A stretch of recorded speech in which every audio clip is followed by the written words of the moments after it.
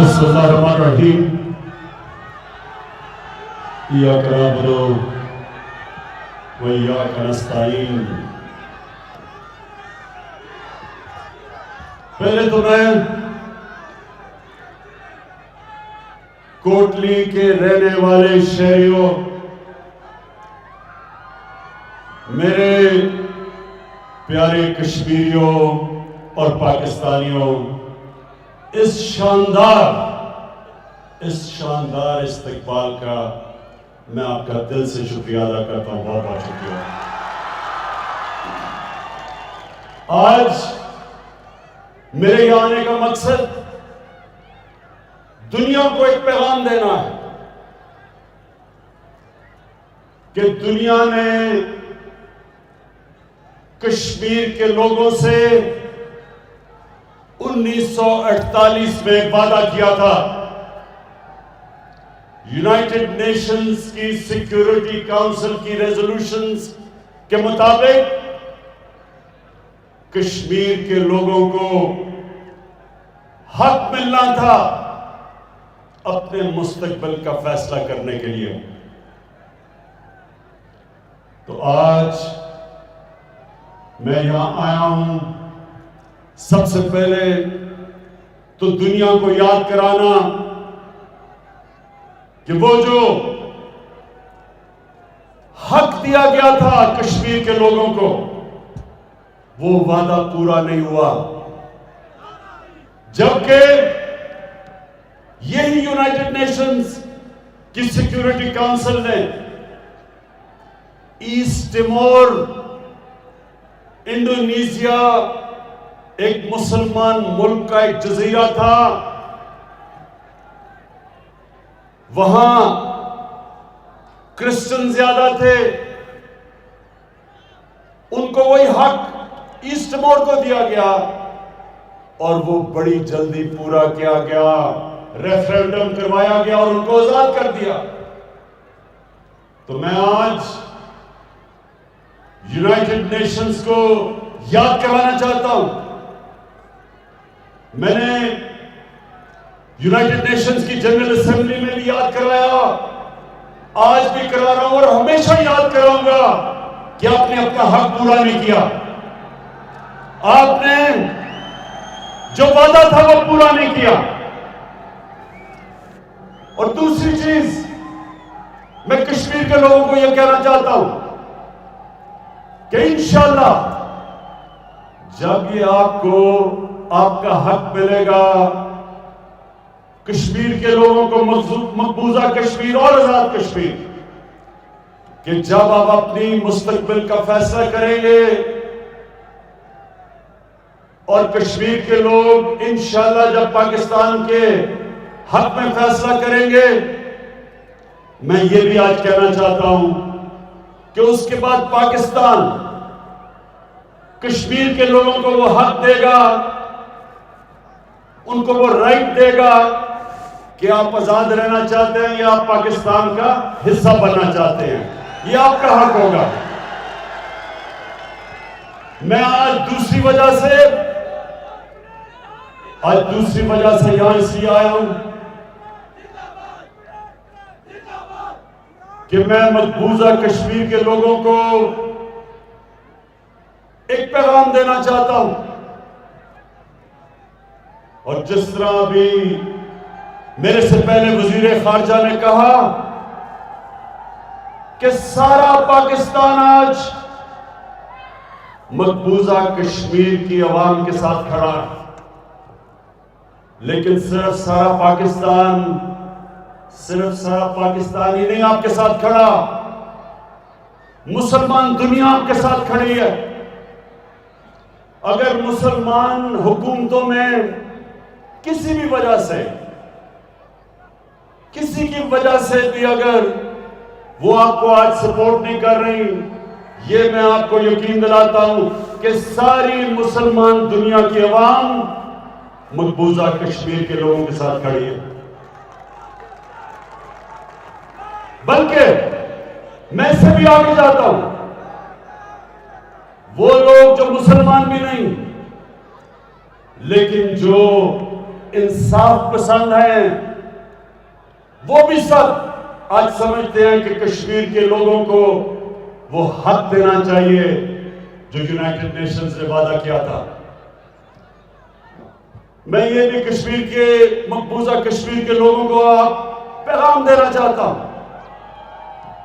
कि हमें सब एहसास है जिस तरह के जुल्म आप पे हुए और हो रहे हैं, जिस तरह घरों में खबर आती है, मां बाप को खबर आती है कि उनके बेटे को गायब कर दिया गया, कहीं ले गए, जेल पे ले गए, या खबर आती है कि बेटा शहीद हो गया। मैं आपको एक बाप होते हुए ये कहना चाहता हूं कि हम सबको पता है कि आपके ऊपर क्या गुजरती होगी, किस किस्म की तकलीफों का आप सामना कर रहे हैं, किस किस्म के जालिम का आप मुकाबला कर रहे हैं और खड़े हैं आप।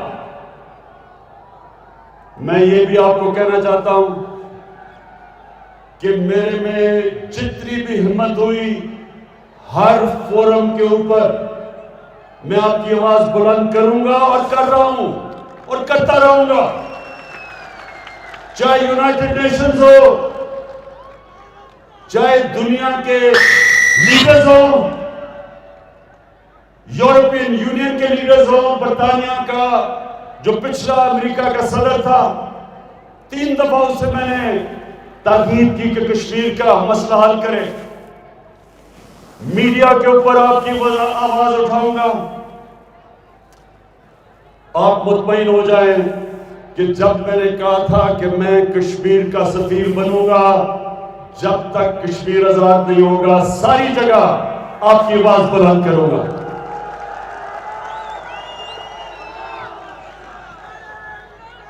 मेरे कोटली के शहरियों, मैं अब आपको ये बताना चाहता हूं कि जब हमारी हुकूमत आई तो मैंने पूरी कोशिश की कि हिंदुस्तान को हम एक दोस्ती का पैगाम दें, उनको समझाएं कि कश्मीर का मसला ये आपके जुल्म से नहीं हल होगा। दुनिया की तारीख ये बताती है कि कोई भी दुनिया की ताकतवर फौज एक आबादी के खिलाफ नहीं जीत सकती। जब एक कौम सारी खड़ी हो जाए, बड़ी से बड़ी फौज दुनिया की तारीख हमें बताती है कि फेल हो गई।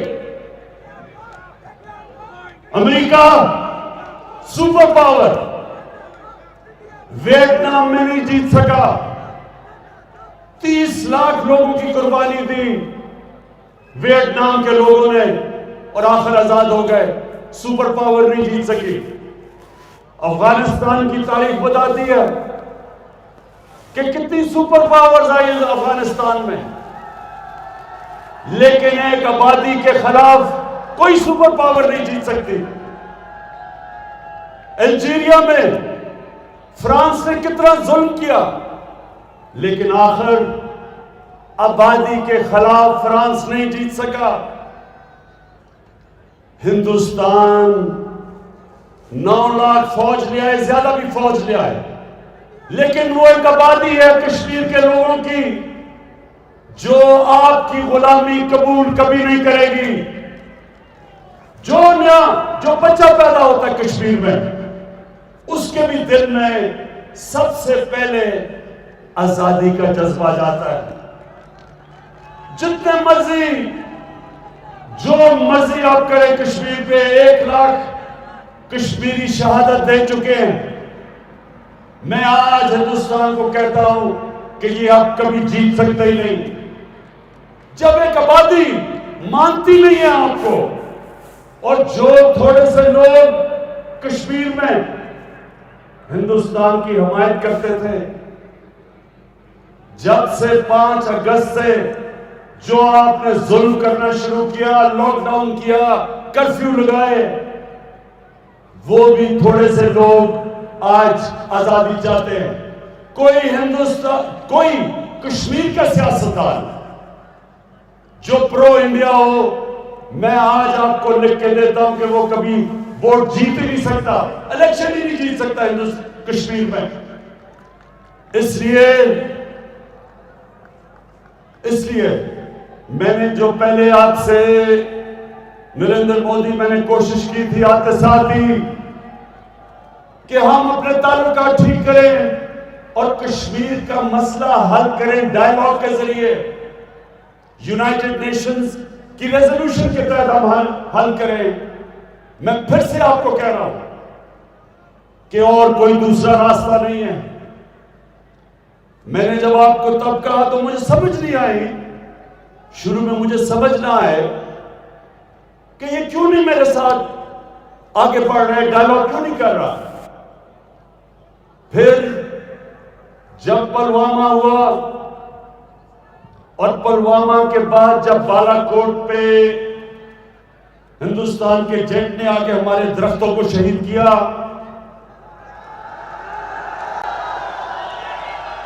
आपको पता है मुझे दरख्तों से खास लगा हुआ है, तो बड़ी मुझे तकलीफ हुई कि हमारे उन्होंने दरख्त शहीद कर दिए। लेकिन तभी मुझे पता चल गया कि ये अमन नहीं चाहते, ये दोस्ती नहीं चाहते, बल्कि वो पुलवामा को इस्तेमाल कर रहे थे और बालाकोट को इलेक्शन जीतने के लिए। और वो जो इनके सहाफी गोस्वामी, उसकी जो मंजर आम में आया, पता चला कि पहले से प्लान किया हुआ था कि उन्होंने हमला करना चाहे। और मैं कहता क्या कि हमारा पुलवामा से कुछ नहीं था, पाकिस्तान पुलवामा के पीछे नहीं था, लेकिन पहले से प्लान किया था कि बमबारी करेंगे, उसको इस्तेमाल करेंगे इलेक्शन जीतने के लिए। फिर मंजर आम में क्या आया?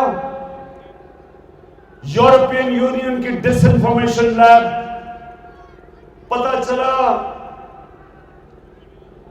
कि 600 इन्होंने फेक साइट्स बनाई हुई थी, फेक अकाउंट्स की, जिसमें से प्रोपेगेंडा चल रहा था पाकिस्तान की फौज के खिलाफ और इमरान खान के खिलाफ। तो हम दोस्ती कर रहे थे, आप जड़ें काट रहे थे हमारी। लेकिन आज अब सबके सामने जो आरएसएस का एजेंडा था, जो उनकी आइडियोलॉजी थी, वो सबके सामने है, मंजर आम पे। मैंने हर फोरम पे कहा कि जब भी कोई आरएसएस जिस तरह का एजेंडा लेके आया, हमेशा असल नुकसान अपने मुल्क को करवाया। आज हिंदुस्तान में हालात देखें, मुल्क तकसीम हुआ है। असल में आरएसएस की आइडियोलॉजी ने सबसे ज्यादा नुकसान हिंदुस्तान को पहुंचाया और पहुंचाएगा। आज हिंदुस्तान के किसान निकले हुए हैं, मुसलमानों के जो हालात हैं वो सबके सामने है। जो उन्होंने 2 सिटीजनशिप की लेजिस्लेशन लेके आए, मुसलमान अलहदा तंग, किसान अलहदा तंग, जो अकलियतें हैं हिंदुस्तान की वो सब डरी हुई हैं, क्योंकि इस तरह की आइडियोलॉजी थोड़ी देर के लिए तो फायदा पहुंचा देती है, इलेक्शन भी जिता देती है, लेकिन उसके बाद माशरे का सबसे ज्यादा नुकसान इस तरह की फैशिस्ट आइडियोलॉजी करती है। हमारे नबी सल्लल्लाहु अलैहि वसल्लम रहमतुल आलमीन थे, इंसानों के लिए रहमत बन के आए थे, रहमतुल मुस्लिमीन नहीं थे। सब इंसानों के लिए रहमत बन के आए थे।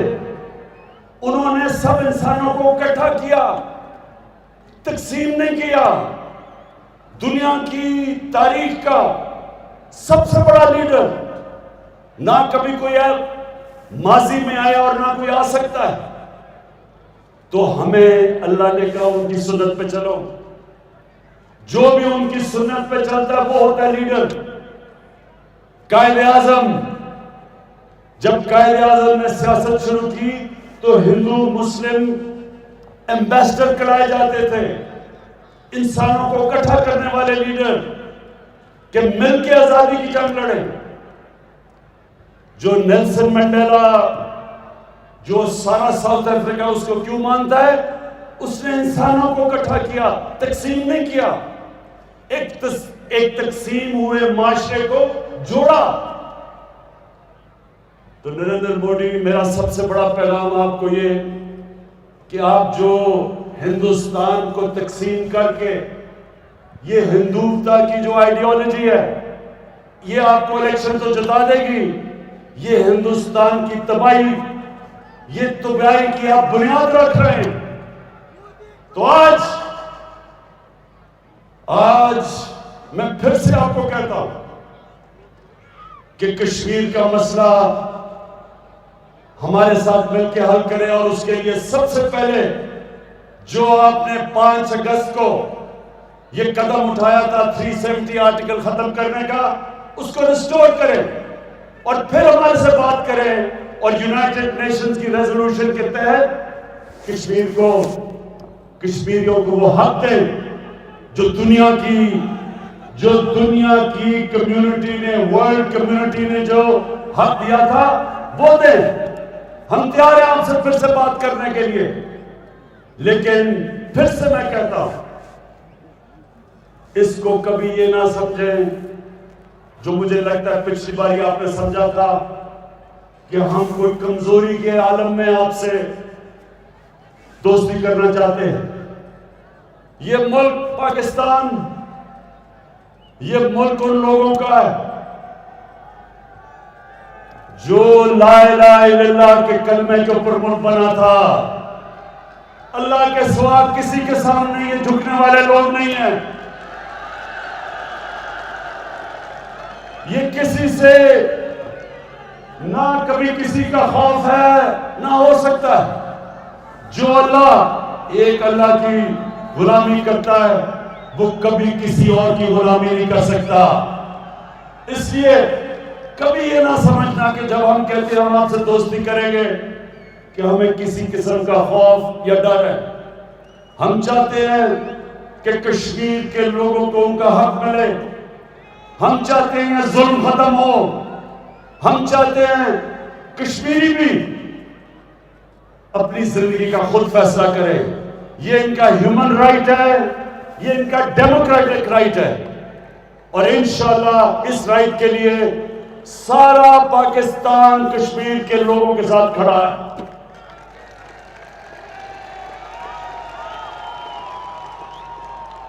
मैं आखिर में मैं जो बात कहना चाहता हूं वो ये कि क्योंकि मैं अपने नबी सल्लल्लाहु अलैहि वसल्लम की सुन्नत पे चलने वाला हूं, मेरी भी पूरी कोशिश है कि मैं सारे अपने पाकिस्तानियों को इकट्ठा करूं, यूनाइट करूं, अपने सारे सूबों को इकट्ठा करूं, जो हमारे इलाके पीछे रह गए हैं उनकी मदद करूं। जिस तरह लाइन ऑफ कंट्रोल में लोगों को मुश्किल वक्त से गुजरना पड़ता है और ये बमबारी करते हैं, खास तौर पे मैं उनको पैगाम देना चाहता हूं कि हम आपकी पूरी मदद करेंगे। आपके लिए मैंने पूरा पैकेज तैयार किया हुआ है कि वहां ये जो बमबारी की वजह से डिसलोकेशन है, इंशाल्लाह आपके साथ हम खड़े रहेंगे।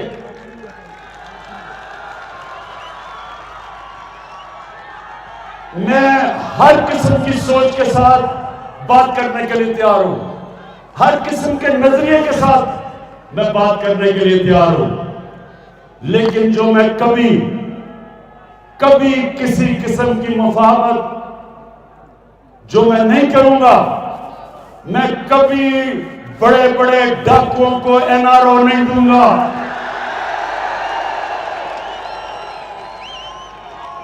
हमारे नबी सल्लल्लाहु अलैहि वसल्लम, उनसे किसी ने पूछा कि